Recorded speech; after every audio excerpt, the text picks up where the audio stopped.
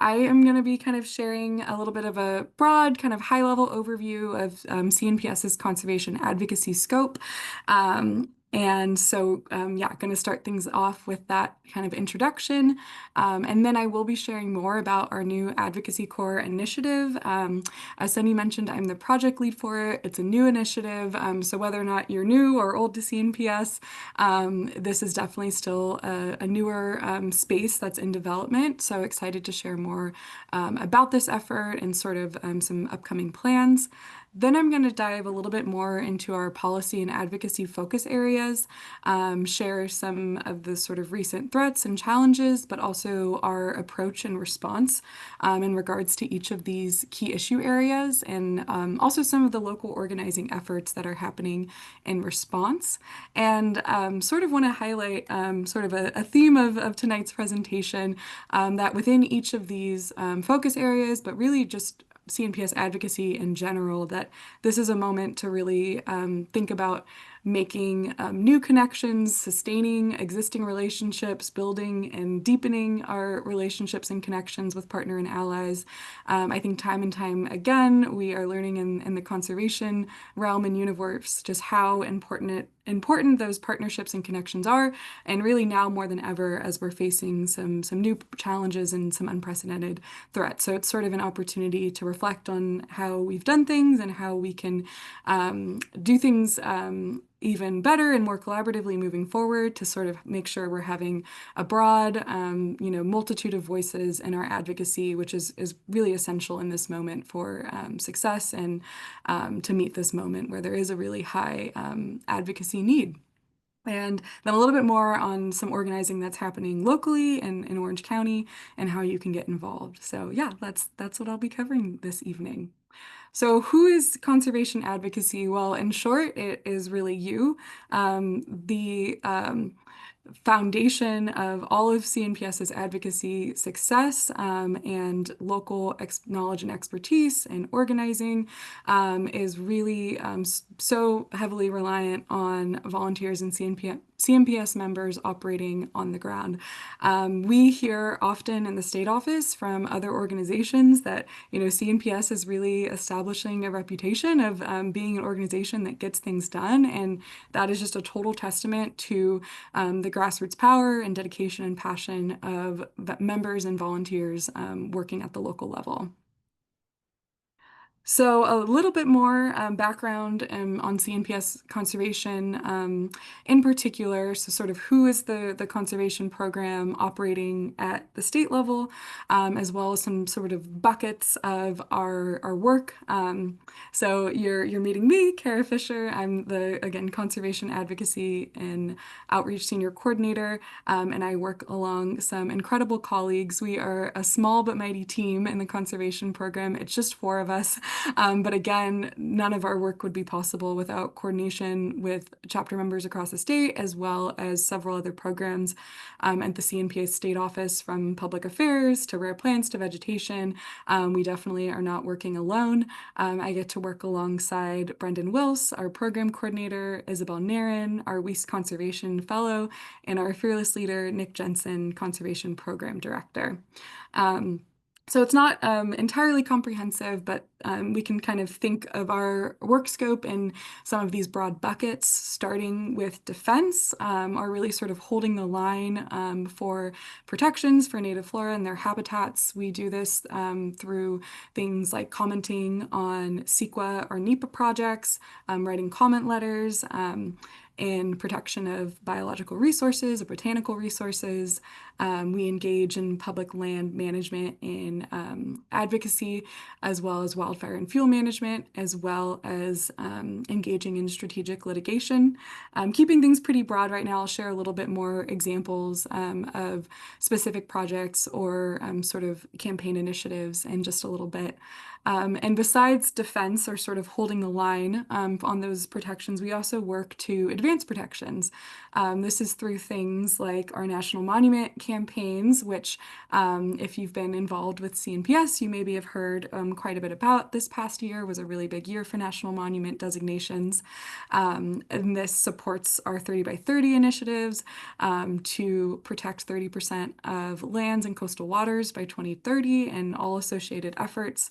But really, our ability to advance protections is definitely reliant on our ability to defend and all of that defense work.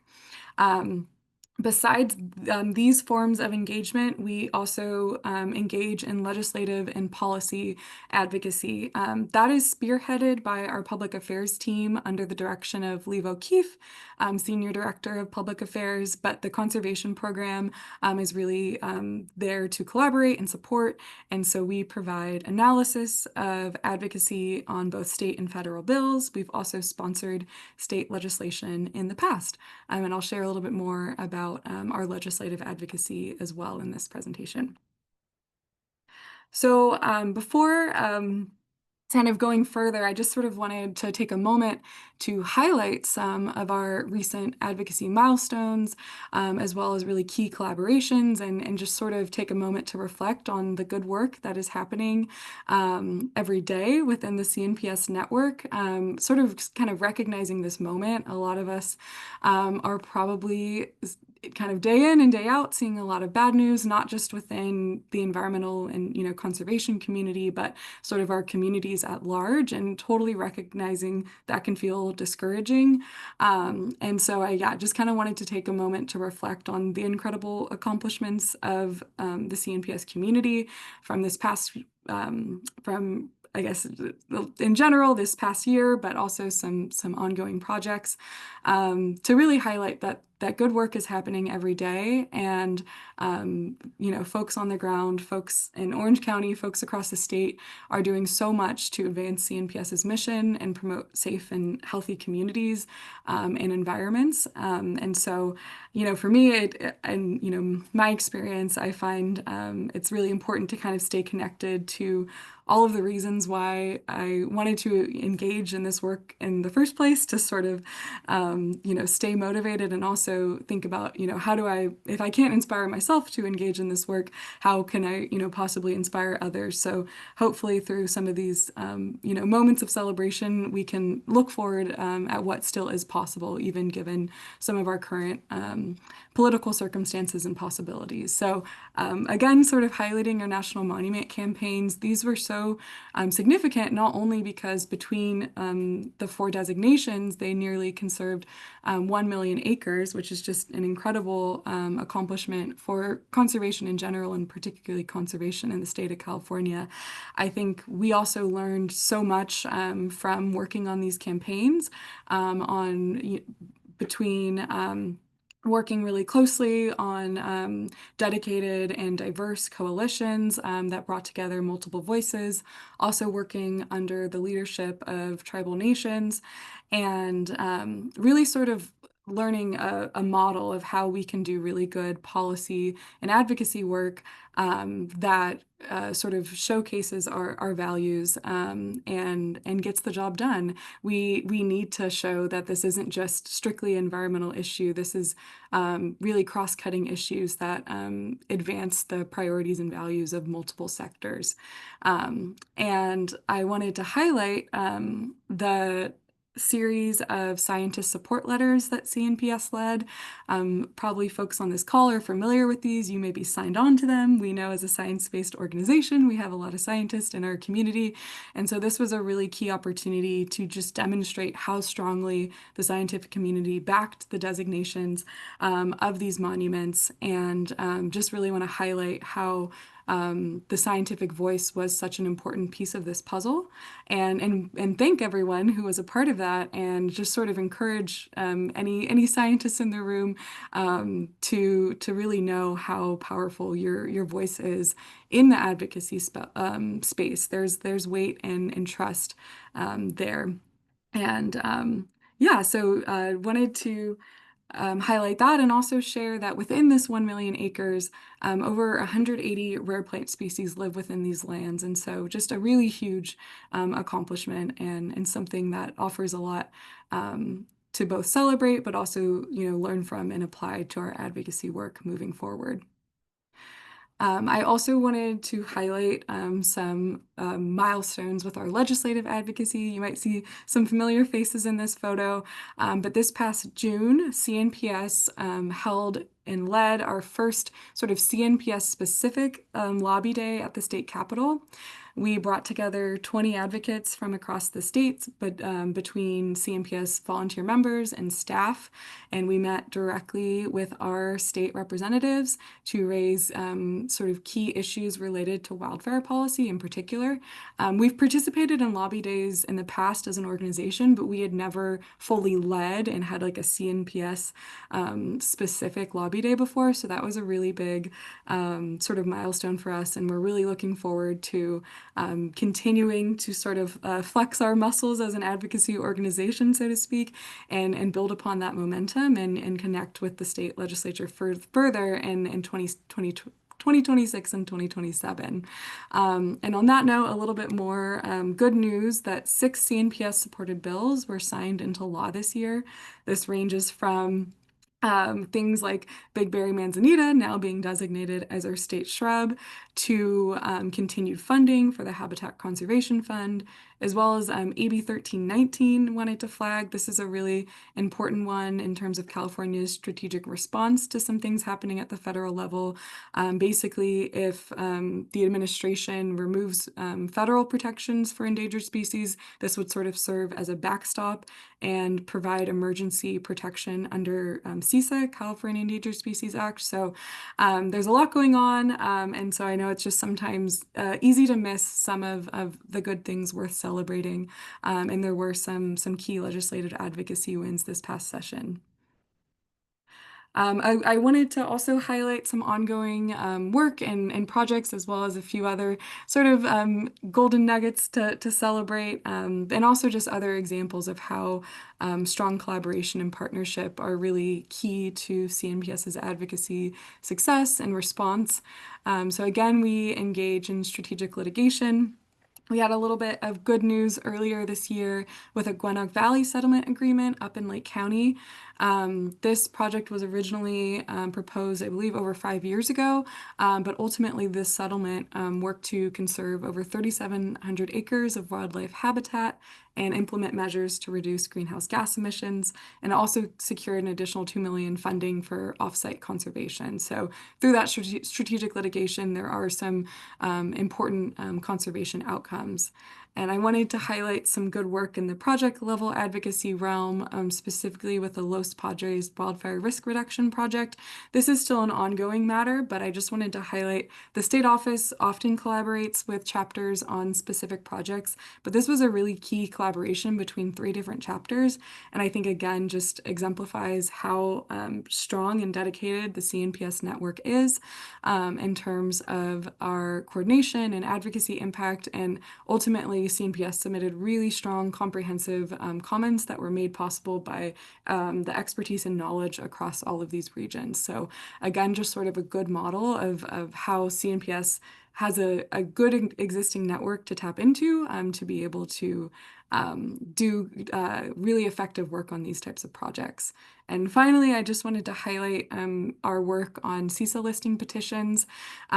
Folks may have heard back in February, CNPS submitted a petition for Gary's curly leaf monardella.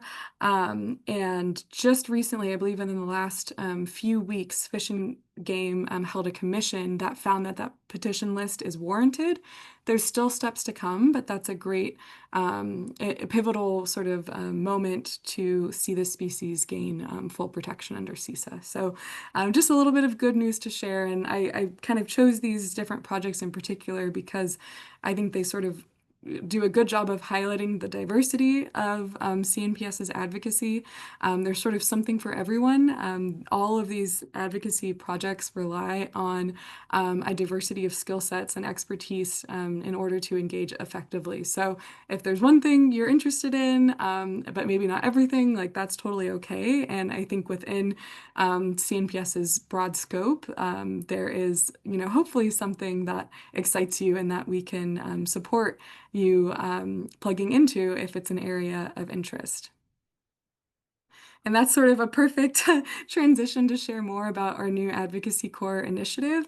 Again, this is an initiative that aims to strengthen CNPS's advocacy by building the skills, resources, and network needed to take action. It's sort of recognizing that for anyone who's engaged in advocacy, whether it's CNPS specific or not, we sort of recognize as advocates, we often don't get to set our own timelines. We find ourselves sort of responding to the next sort of urgent threat or opportunity, and it can be really fast paced. And so it's really thinking about within our resources, how do we have the space to be as coordinated and effective as possible, recognizing we don't have unlimited resources. There's times where, we need to choose and be strategic about how we focus our energies. And so this is sort of an umbrella and space for us to respond to those urgent threats, but also at the same time be doing sort of ongoing skills building so that when that opportunity arises to raise our voice, we're pretty much as ready as possible. And this really is a multi-year development. We're in just year one. And we recognize this is an evolving space. We're not going to accomplish everything all at once. And we are planning to sort of implement this dynamic advocacy strategy that does what I was kind of just describing of balancing the need for long-term strategic planning with calls for more time-sensitive action. So we have some different strategies of course, we've always done action alerts. We're going to continue to do so. For the first time recently, sort of did our first action hour where folks come on a Zoom call like this, and we have education and then an advocacy action on a particular issue so we can sort of all take action as a community together. Things like our advocacy days we plan to continue to do, but then also, again, that skills building. So having the resources so advocates feel informed and like they have a starting point for knowing how to engage in a variety of issues. And so, kind of why the Advocacy Corps, why now? This has kind of been years in the making. Folks have had some ideas on how a space like this could support advocacy, CNPS's advocacy work. And now we sort of have the resources and resources to do so, but also we recognize this really is a key moment. I'm going to share more about those focus areas and our response, but we know there are a lot of threats to California's biodiversity, our native flora and their habitats, and we also know that when we respond as a community and not just as individuals, this really strengthens our message and momentum. So taking action as a community is really key. And a little bit more about who is involved, who the Advocacy Corps is for. The initial development was led by a small group of CNPS volunteers across the state and the Conservation and Public Affairs program staff.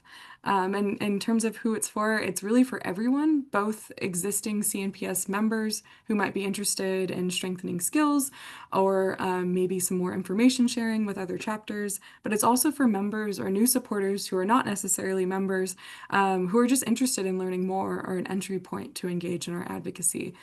So yeah, kind of once again, can't say this too many times, we really do believe that successful advocacy relies on that diversity of skills and that everyone has a role to play, whether it's attending public meetings, writing a comment letter, reposting an infographic on social media. All of those actions, cumulatively really do make a big impact, especially during time-sensitive moments and key campaigns. So there's a QR code here, which is our Advocacy Corps sign-up form and basically our communications list at this time. I'm going to share all the links I mentioned in the chat, so no worries to scan right now, and I'll share a little bit more information as well, but just wanted to share that is the best sign up to stay in the loop on our action alerts and updates and upcoming webinar opportunities. So just wanted to, again, highlight a few Advocacy Corps milestones. Again, we are in year one, but back in May of this year, we officially publicly launched. After our development period, we had an introductory webinar that was focused on relationship building with decision makers. We had then our second quarterly webinar, which was our action hour I was describing, that was focused on CEQA and SB 131 advocacy with sort of there was a time-sensitive window there. But both of these webinars were recorded, and if you're interested in accessing them or learning more, I can get you the link to those recordings. Then later in August, we launched our Advocacy Corps Action Brief, which was it's sort of like a new information hub of everything you would need to know about CNPS advocacy, sort of an overview of key campaign actions that you can take in the moment, or kind of key educational resources. So it's kind of distinct from e-news or other platforms because it's just focused on advocacy and action, and we've never had a resource quite like that previously. So we launched our first one, and we'll be having our second one come out pretty soon. And as of today, we have over 140 advocates signed up for the Advocacy Corps. So, in mentioning and sort of sharing the Advocacy Corps overview, I did want to also highlight CNPS's campaigns. You maybe have heard a little bit about our campaigns. These two campaigns, Landscape for Change and Saving What Matters Most, were featured recently in the last two editions of Flora. But these are really like multi-year campaign strategies for advancing CNPS's organizational goals, not just within the conservation realm, but really across the board as an organization. And they sort of build out the framework in an action plan to make sure we are delivering and making progress towards each of those goals. And so starting with Saving What Matters Most, this is a campaign that's focused on protecting areas with the highest multi-benefit potential for biodiversity and climate resilience. I'd say roughly most of the advocacy I've mentioned on behalf of the conservation program probably fit mostly within Saving What Matters Most, but this also includes things like our vegetation mapping and classification, and rare plant review and work from our other programs. And then I also wanted to highlight our Landscapes for Change campaign, which is sort of, you could think of it a little bit more as our biodiversity campaign, which is focused on transforming California communities with spaces for people and nature to thrive. So some sample actions there include our community science, biodiversity and landscaping, adding more resources to CalScape, and also things like local and state advocacy in regards to biodiversity or native plant landscaping requirements. So I wanted to highlight the campaigns, not just because you'll probably be hearing more about them if you're engaged in CNPS advocacy, but also because the Advocacy Corps is really foundational to all of our campaigns and sort of being the tool that we are using to implement our advocacy strategy across campaigns. So each of our campaigns has an advocacy component, and the Advocacy Corps is a space where we can work to advance these campaigns strategically and sort of focus our energies and resources effectively. And so that is to say, a large part of the Advocacy Corps is conservation advocacy, but it's not strictly conservation advocacy. It really is sort of CNPS advocacy as a whole. And we have some upcoming projects also focused more on the sort of urban biodiversity side of things as well as our legislative advocacy continues. So it can get a little, I don't want to say confusing, but we sometimes use conservation advocacy and advocacy interchangeably, and just want to emphasize that the Advocacy Corps is sort of broader than just conservation advocacy, strictly speaking. All right. So I wanted to share more about our policy and advocacy focus areas. Again, this isn't comprehensive. It doesn't mean that if something falls out of, these buckets, we're not going to attend to it, but I think it is helpful framework for looking at where our focus areas have been and will likely continue to be. These tie in with our campaign work as well. So I'm going to share more about wildfire response, both policy and management, CEQA defense, urban biodiversity, and public lands protection and defense. And for each of these key areas, across the board, we know decision makers need to hear from connected and informed communities. And each of these buckets or focus areas, again, provide opportunities for connecting with new partners or an opportunity to broaden our allies, kind of now more than ever is really needed. And I'll share more about each of these areas. So starting with wildfire, and apologies, I'm kind of going through a little quickly. I have a lot of information I wanted to share with you all, but definitely we'll have time to slow down and go back to any slides if there's more specific questions or things I glazed over too quickly. But yeah, starting with wildfire policy and management, I'm sure it is sort of no surprise that this is a focus area for CNPS, recognizing that wildfire response is really at the forefront of Californians' minds across the state. We saw after the LA fires a real influx in wildfire-related bills this session. And we saw this as a real opportunity since there's such high level of community and legislator interest in wildfire response for CNPS to have the opportunity to sort of play the role as both educator and advocate to share more about CNPS's perspective in terms of wildfire response, to ensure that we are avoiding the destruction of irreplaceable habitat for what oftentimes can be ineffective solutions. So we have the goal of challenging one-size-fits-all approaches to wildfire response across the state.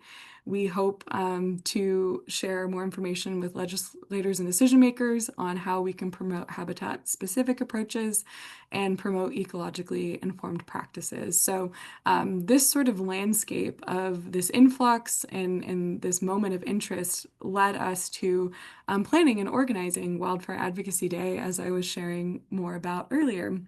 And yeah, just wanted to share a little bit more about our messaging that day and also some key takeaways from that process. So, if we kind of take a step back and think about that, a given office, a given decision maker, when they're, not particularly subject level experts, even if you have the opportunity to connect with maybe an environmental staffer in particular for the office, they're covering everything in the environment. Not all offices even have one. So we recognize there's this huge sort of educational opportunity and opportunity to offer that CNPS can be a resource for the office when engaging on, in this case, we focused on wildfire, but really a range of land management issues. And sort of taking that friendly approach of, not necessarily sort of shaming any responses, but, in a positive way, highlighting California's unique biodiversity, unique habitats, and sharing how, there can be much more ecologically sound approaches to our wildfire management. And so we shared vegetation treatments and fuel breaks can sometimes cause more harm than good if implemented in the wrong places and without careful management. Of course, there's a lot of attention in Southern California, and so highlighting sort of the distinct qualities of chaparral habitats and also the risk of type conversion. These were all things we had the opportunity to sit down with offices and share more information about. We had visuals with us. So I think it was a really good moment and learning opportunity. And I wanted to highlight what our final ask was, which I think was maybe one of our most important of the day, was to join CNPS for a hike in district. And this is sort of in alignment with our goal of really building relationships and sustaining them. We hope to build and sustain relationships with decision makers. So we aren't just coming to them with an ask. We already sort of maybe have a face behind CNPS, or we've already been able to make a connection with the office before maybe coming to them in the future with maybe a specific policy ask or, in-district challenge, whatever that may be. So it's been really exciting since our Wildfire Advocacy Day. We have had a series of in-district outings. We've seen a lot of excitement from offices to go out into the field with us. These are some photos from a follow-up outing we did in East Bay. We have in that photo, Assemblymember Boyer Khan's district director joined us for about an hour and a half in the field. We've also done an outing with Senator Ashby's office in Sacramento, and we have a few others that are being scheduled. And this has been such a key opportunity for relationship building. It's our opportunity to connect and build trust with the office, again, before coming to them with an ask in the future. And I did just want to highlight when you attend a lobby day or an advocacy day, you often are meeting with the office just for about 15 to 30 minutes max, versus these outings, we've had about an hour and a half to 2 hours with the staffers. And so it's just such a kind of special opportunity for their undivided attention. It's a little bit more casual. We can get to know more about them and their office's priorities, and also just sort of in a more general lens, get them excited about native plants. We can't assume that the folks in this office necessarily have much knowledge or expertise in this area. And so even if their takeaway is that they learned some cool native flora and they had a good time, then that's sort of creating that positive connection to collaborate with them potentially in the future. And again, communicate that CNPS is a resource. If there are future, bills that are going to be sponsored or voted on by that office, that we're, a friendly resource to provide information or analysis. And so I wanted to highlight this in particular because this has sort of been a new exercise for CNPS to do something like this, a little bit newer, not to say it's never been done before, but this started out as follow-up to our Wildfire Advocacy Day, but it doesn't need to, just be that exclusively. So if anyone is ever interested in connecting with your state legislature or even just potentially a different local decision maker, elected official, I am the best point of contact. I am here as a resource for you if you are interested in doing an in-district outing, kind of like I've described, or something different. Please feel free to reach out to me and I can help with the coordination, scheduling, and even attend in person if you're interested in setting up something like this. The next focus area I wanted to highlight is CEQA defense, CEQA California Environmental Quality Act. Similarly to wildfire, we saw a lot of CEQA-related bills this year. I wanted to highlight in particular, you may have seen if you've been following along with CNPS advocacy or action alerts, we engaged particularly with a bill called SB 607, which had some pretty concerning it would have had some pretty concerning and large changes to how CEQA worked at kind of a more fundamental level. Fortunately, some of those bigger changes didn't actually make it into SB 131, but other components of it did. And SB 131 was a budget trailer bill, which means it was tied to the budget. It didn't go through the regular policy process. And it included a new suite of CEQA exemptions, including 12 non-housing related exemptions. And ultimately, CNPS, alongside a large coalition of over 200 environmental and community organizations, worked to advocate for two key amendments to SB 131. I'm not going to go into too much detail because it gets a little jargony, but I'm more than happy to provide more information on the cleanup efforts in particular. But just at a very high level, we are advocating for the removal of the advanced manufacturing exemption. Advanced manufacturing is very, very broadly defined in this legislation. Advanced manufacturing very vaguely includes over 60 different types of projects, from semiconductor facilities to defense manufacturing, aerospace. And the key concern is that these are some pretty high polluting industries, and it's not to make a comment on whether or not they belong in California and to say they don't belong or where they should be exactly, but it is to say, across our coalition, we strongly believe that these are not the top types of projects that should have full exemption from environmental review. And the second piece was this bill had a really poor definition of natural and protected lands. that is to say, in previous CEQA exemptions, there was sort of a standard definition of natural and protected lands that basically said, if the project were to fall on natural protected lands that include XYZ, this project wouldn't qualify for exemption from environmental review. In this case, there was a much weaker definition that didn't include protections for habitat for special status species or land important for habitat conservation plans. So this was a pretty big concern, of course, for CNPS and partner organizations and advocates that really left potentially threatened endangered species vulnerable and their habitat. So we worked to advocate for cleanup, but unfortunately a cleanup bill and agreement did not end up happening within the 2025 session. So I wanted to highlight this because we definitely anticipate more work and organizing in regards to CEQA defense, not just in response to SB 131 in particular, but in this moment, we are really seeing a larger wave of environmental deregulation. We see sort of parallel bills and responses happening at the federal level with efforts to weaken NEPA.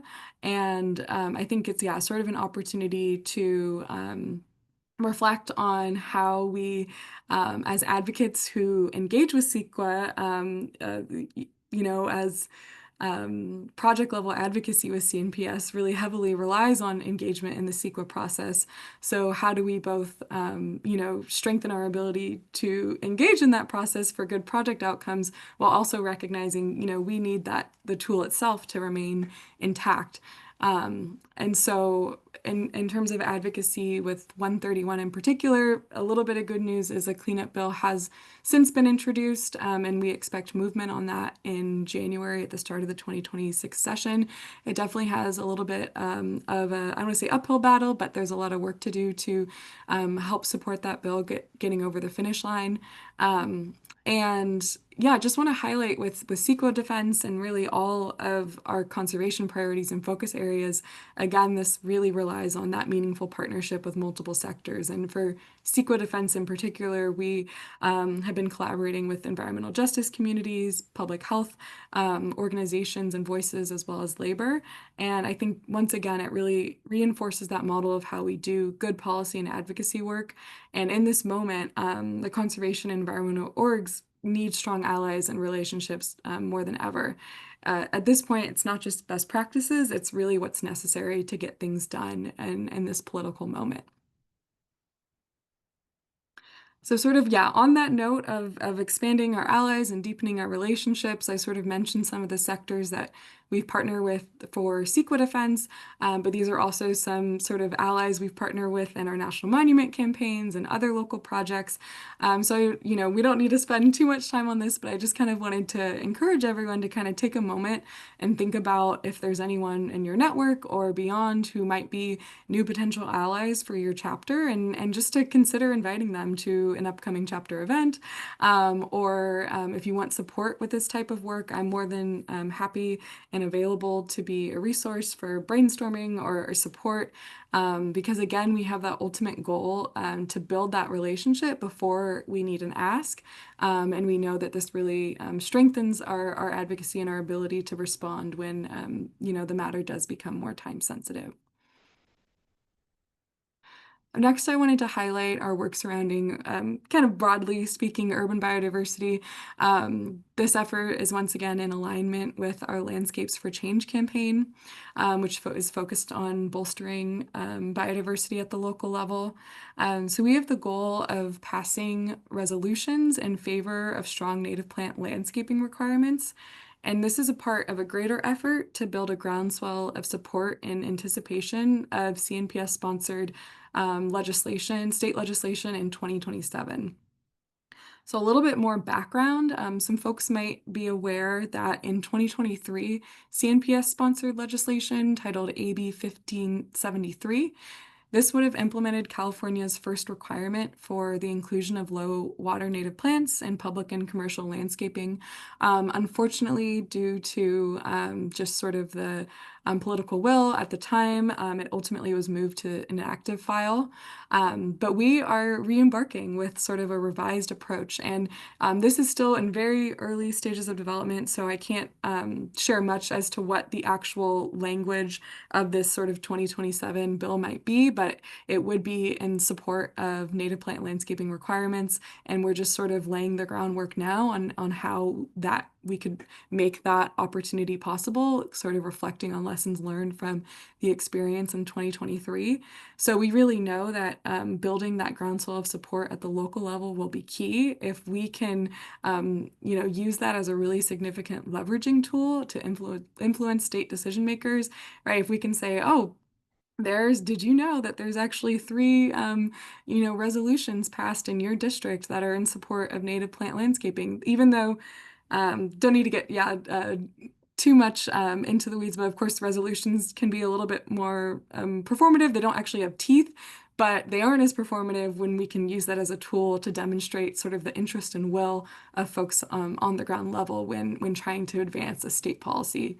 So in terms of some next steps, we're kind of in the process, early stages of essentially performing an ordinance and resolutions audit just to better understand what good, strong ordinances and resolutions are out there, and how we can use some of those resources to create more examples and templates for folks who are interested in engaging in this work. This is actually going to be the upcoming topic for our next CNPS Advocacy Corps webinar, which we anticipate delivering in early 2026. So definitely stay tuned if this is a topic that you're interested in.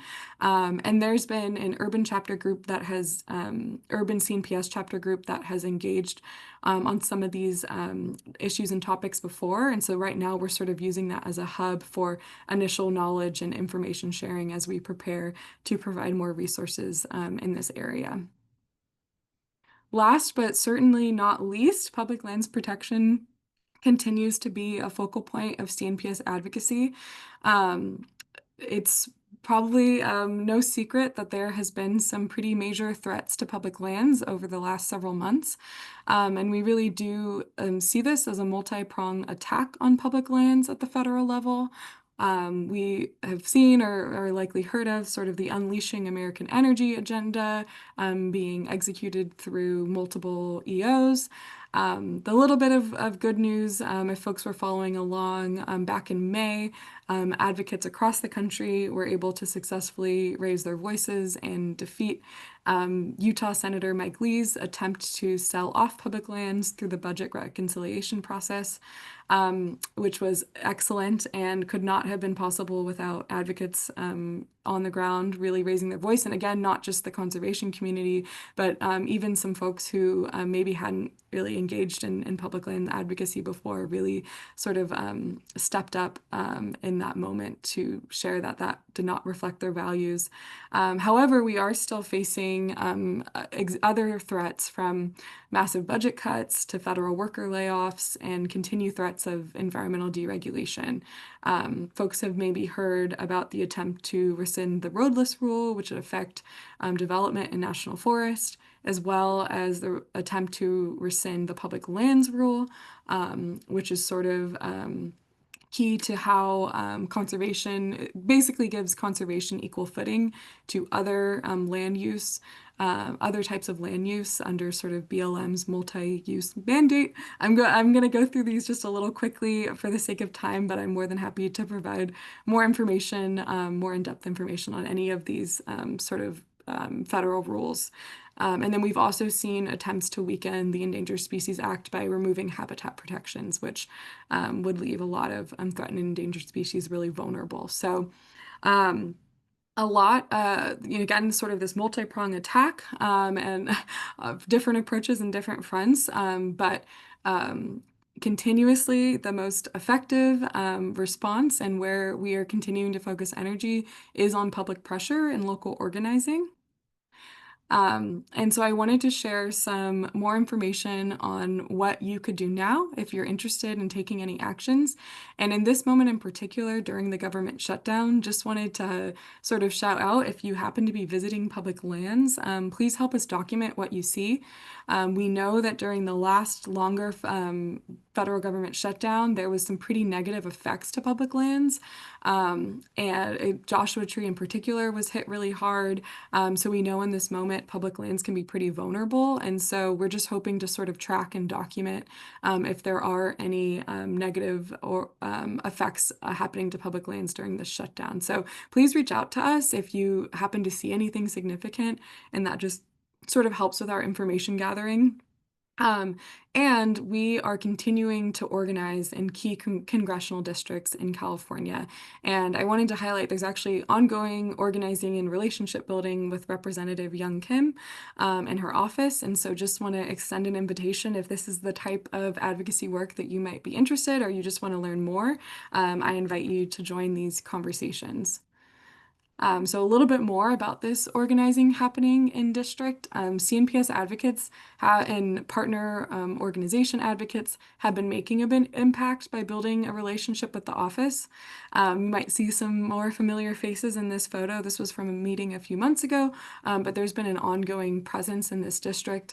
We are asking our congressional reps to sort of high-level messages or to stand up for public lands and oppose sell-off and privatization of public lands.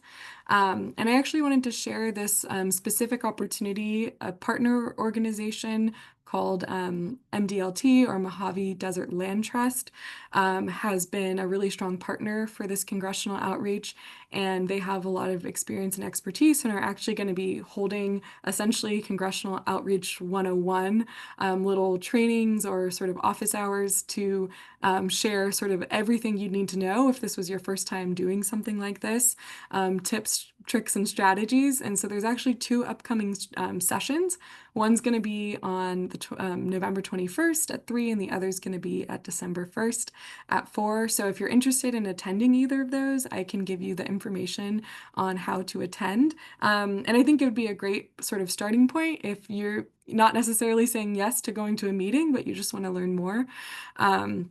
And I did just want to highlight that for actual meetings, you are not left high and dry. Again, this is a strong collaboration and partnership. And so if you are interested in attending a meeting, you would be paired with experienced advocates and prepped and supported throughout the process.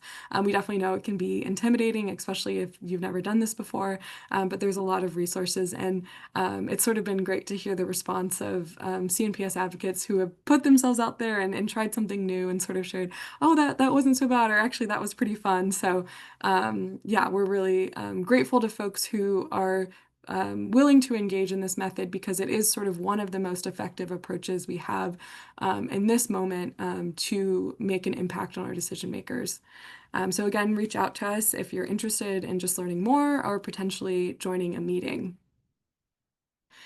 And in addition to building relationships with our decision makers, we are continuing to build relationships with new advocates. And myself and my colleague Isabel Narin have been collaborating with our partners at California Environmental Voters on a new collaborative space that is specifically dedicated for young adults who are interested in engaging in conservation news and advocacy. We currently have biweekly virtual meetings, and we actually just launched a Park Protected Stewards program, which is a little bit more sort of organized professional development opportunity that includes a series of workshops with associated skills building tasks related to public lands advocacy. So sort of an effort to have a kind of youth-specific space. We've done presentations for undergraduate students, but it's not just for undergrad or grad students. It's really for any young adult who's interested in this type of space and opportunity. So I welcome anyone who's interested to join us or to help us uplift our sign-up form. And again, I'll share links in just a little bit. And also wanted to share a little bit more information on tools for getting started. We have a resource on the CNPS website called the Conservation Advocacy Toolkit. It includes a CEQA guide that has information on how to track, evaluate, and comment on CEQA projects. It also has a comment letter database, which is a really great way to get started if you're interested in maybe writing a comment letter for the first time. You can search comment letters by county, by project type, and you can see what's in the existing database, and it can kind of provide almost a template or kind of a tool for getting started and how you might structure your letter or things to look out for. We also have a wildfire database with citable research on various fire-related issues. And sort of most importantly is we can't engage effectively unless we know a project is happening. So really encourage anyone that's interested in this type of advocacy, if you haven't already, to sign up for project alerts from your city or county web pages. Most city and counties have them. If you can't find it, reach out to us and we can try to support. That's a really important way to stay informed about projects that are happening in your community that might impact native flora or their habitats and have the opportunity to engage in that process. And last but not least, wanted to highlight that the conservation staff, myself and my colleagues, we are really here as a resource throughout and in terms of engaging with any of this type of advocacy. And so please don't hesitate to reach out if you have questions, if you want support with drafting or reviewing a comment letter, or if you have a CNPS policy question. And I also wanted to highlight, it's a little bit challenging to fit, everything you might need to know about CEQA or getting started in a shorter presentation, but Brendan Wilson and I will be we will be leading a CEQA 101 workshop at the upcoming CNPS 2026 conference. So that'll be a really great opportunity if you're attending the conference and you're interested in this type of work, to have a more in-depth, hands-on workshop with us, sort of sharing everything you'd need to know to engage and write effective comment letters, and then also sort of that piece of how do we, as advocates, defend CEQA itself during this moment where it's been under attack, so that we can continue to engage in good project level advocacy. So looking forward to that. And I think we have a plan that after we develop that workshop, we're going to find more ways to disseminate the resources created for that workshop, hopefully through future webinars and things like that.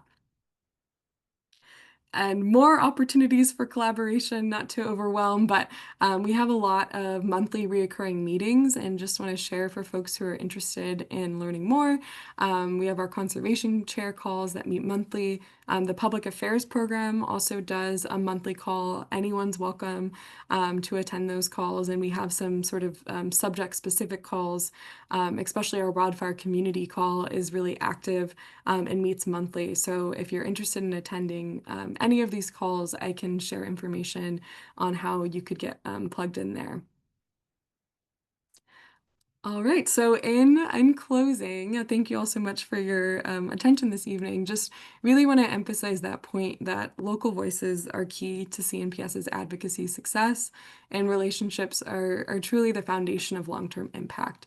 So again, signing up for the Advocacy Corps link will be the sort of best way to stay in the loop about upcoming webinars and training opportunities. But if not, we're definitely still going to try to surface things through other mediums as well, but that will just be a good place to get information. And I encourage you all to just, continue conversations within your chapter and within your network, to grow your connections in support of the protection of native flora and their habitats. We really need all the voices we can have in this moment to advance these protections, especially amidst these current threats. So oops, it's a little cut off on my screen, but hopefully you all have my email. And I wanted to share that I'll be holding office hours next week. I know I shared a lot of information, and I know we have a Q&A, but I know there's not time for everything, and it might take some time to absorb some of this information. So next Thursday, November 20th at 4 p.m., I'll just be holding kind of open office hours and invite anyone on this call to join me if you have any questions or ideas that came up during this presentation. So I'll share the Zoom link for that as well. And yeah, that is all I have prepared for you all this evening, and I'm more than happy to answer any questions. I'll go ahead and also drop those links I shared in the presentation in the chat. Thank you so much, Kara. Wow. I have to say when we were planning our programs for the year, it was right after the November 2024 election. And I was like, we need to get somebody on who knows advocacy. So I'm so glad I met you at like a chapter council meeting and then got you to speak today. So if anyone has any questions that you would want to ask Kara, feel free to put it in the chat or raise your hand and we'll call on you and you're welcome to speak to Kara. I'll start. I have a really quick question on that sort of stopgap or like backstop bill with CEQA or with CISA and ESA. Would that also include protections if critical habitat is removed from the Endangered Species Act? I would say in short, I don't think so. I'll double check just to make sure that's accurate. I didn't work as closely on this bill as some of my colleagues did, but I'm pretty sure it's separate. It would be more so providing, yeah, that backstop of a CISA listing, but it would be separate than if habitat or essentially, yeah, harm and habitat were removed from ESA. But I can follow up to make sure I have the fullest understanding of that. Okay. We have a couple questions in the chat. So Laura, you could either say it or I could say it. Okay, so oh, go ahead, Yeah, Laura. I it's fine. So you were talking about AB 1083, which I think you were just talking about again.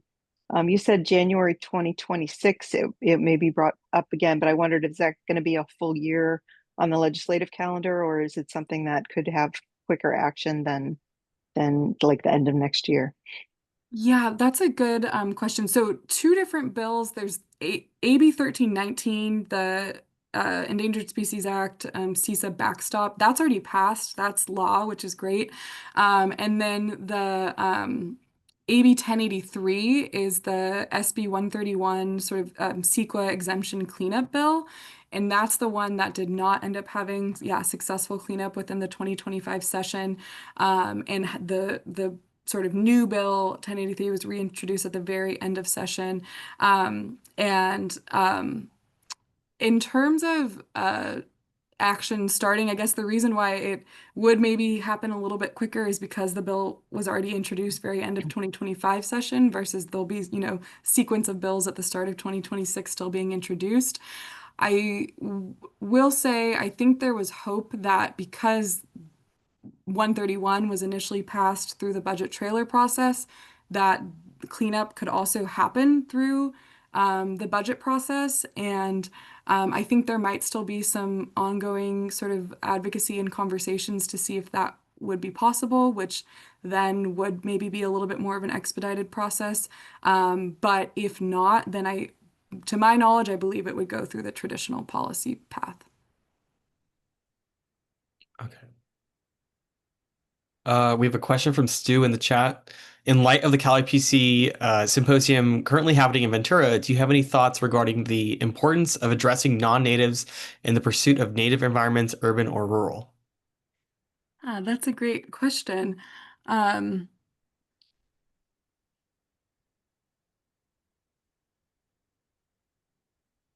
Sorry, just thinking about I'm thinking for a second You're and good.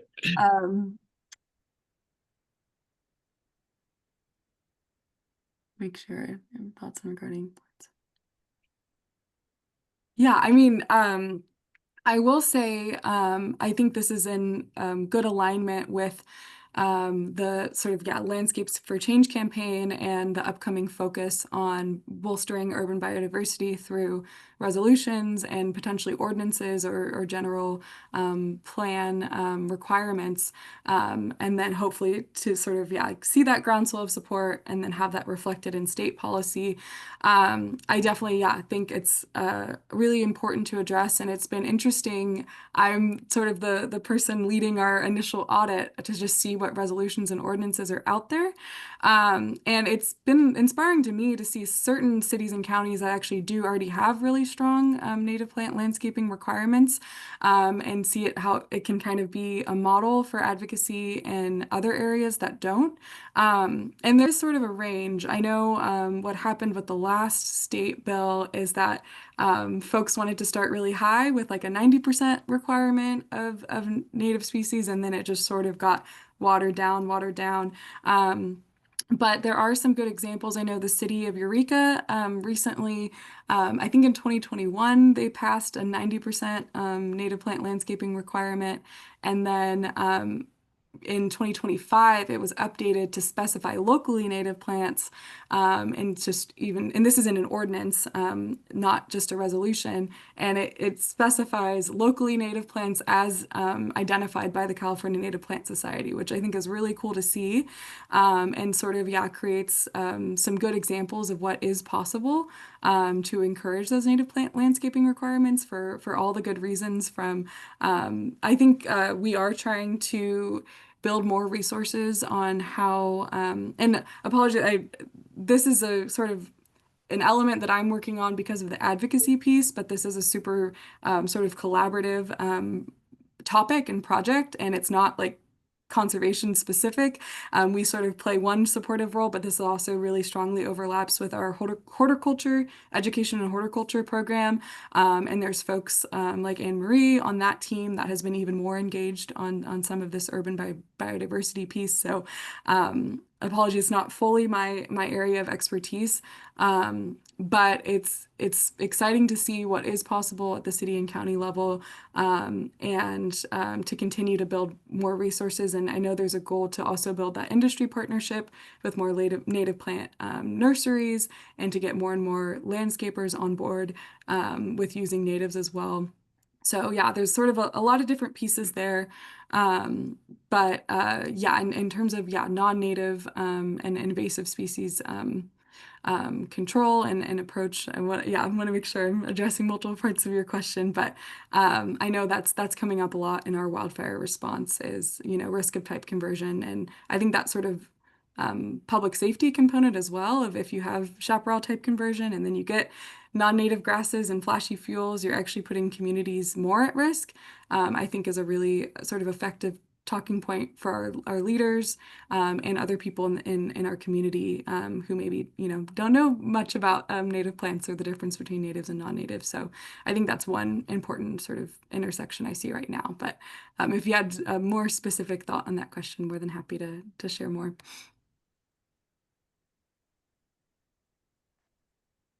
Any other questions? No. Oh, I have another one. So with the passing of Prop 50, is CNPS sort of shifting gears or prioritizing, excuse me, resources, and like who you're targeting regarding, representatives? Because I know young Kim might have to, her district is getting combined with another one, I think. Yeah, that is a great question. Since it happened so recently, I think it's definitely going to take some time and coordination and collaboration across our coalitions and community to see how we continue to respond and advocate with congressional redistricting. We haven't really had a chance to have a lot of conversations, just sort of, yeah, of course, waiting to see where the chips fall with that. But now that we know, I think there'll be more, yeah, intentional effort to. There's sort of just the information gathering piece of, in any sort of key congressional district, we want to understand, what folks are talking about, like what, sort of those intersections of their, community interest or values, whether it's more urban or ag or what key industries. So I know we'll definitely continue to do that type of work, even, yeah, in the redistricting era. But I don't think we have a really, solidified approach just yet. But definitely, yeah, going to be interesting conversations ahead. Okay, for sure. I have another question too, I guess. So as a chapter or as even a private citizen, Where would you suggest we start? Do we start as local as possible, or do we sort of do a mix? Do we go to our city council? Should we go to a Congress member? What? Because honestly, I feel like our chapter hasn't done a lot of that kind of outreach. So I'm just curious where would you suggest we'd start?